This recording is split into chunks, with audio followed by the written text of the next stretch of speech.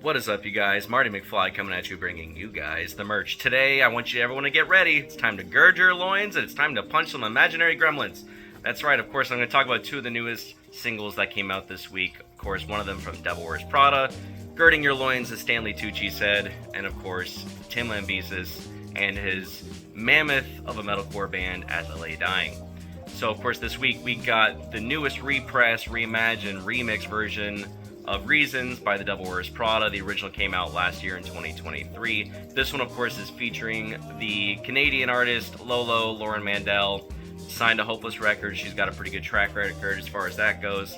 This version's a little bit different, but it's still the same, that if you really like the original that came out last year, you're not going to be missing out on the original. I think with this one, you have a couple things that make the song really interesting. They add a new vibe. You could listen to both of them back to back, and you're not feeling like you're listening to the same exact song.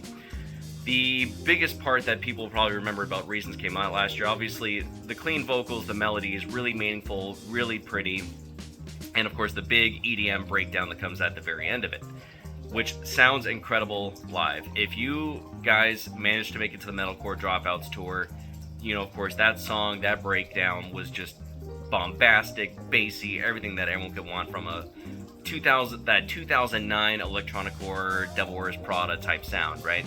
Of course, this new one, we have Lolo doing some guest female vocals. It doesn't overpower the song. It's a little bit manipulated, but not to the point where it just sounds like it's straight auto-tune or vocoder, nothing like that.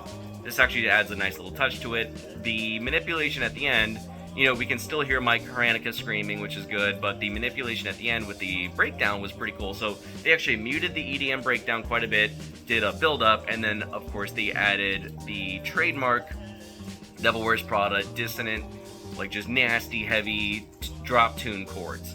And I think that added a really nice element to the song that made everybody realize that Devil Wears Prada still screams. It does heavy stuff every once in a while.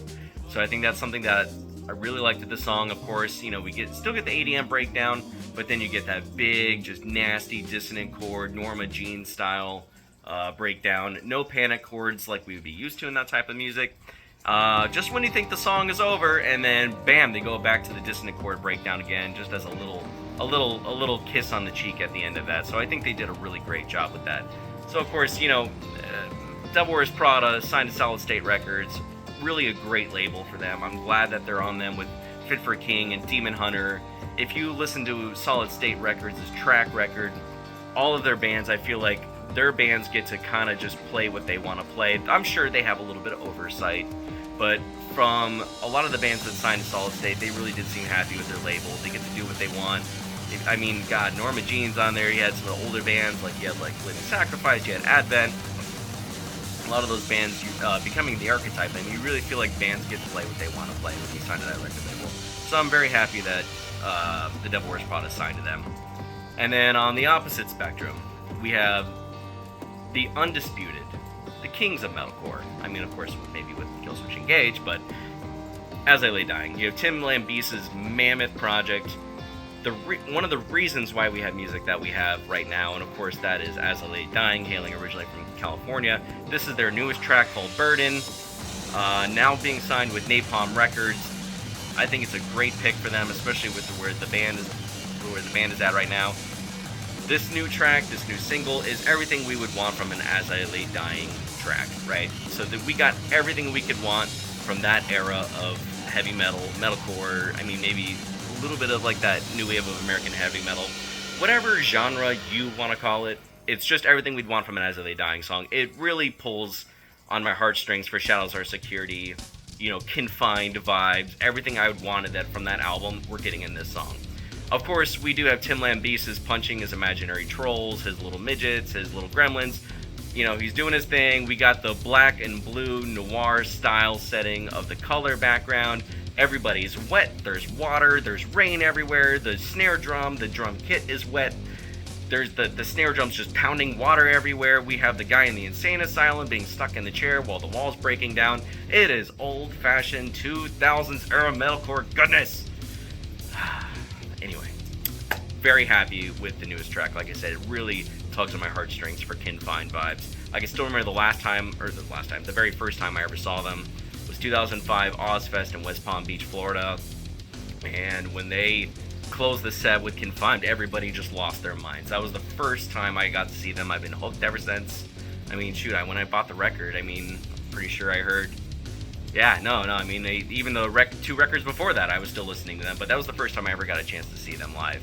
And this new track, if you're an As I Lay Dying fan, you've been craving that sound, this is the one for you. We got breakdowns, like I said, we got the noir blue, black and blue, we got water everywhere, we got a beautifully melodic guitar solo, you got Phil Sagrasso doing screams, you got, you know, it's like backups or whatever you want to call it, and then you got Ryan Neff from Miss May I doing amazing cleans.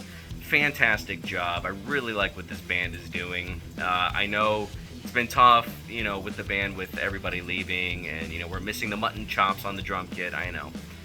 It is tough, and, you know, I think it is what it is, but I think for this band to make a return like this, it really does solidify As I Lay Dying still in the helm at the big four of the OG metalcore.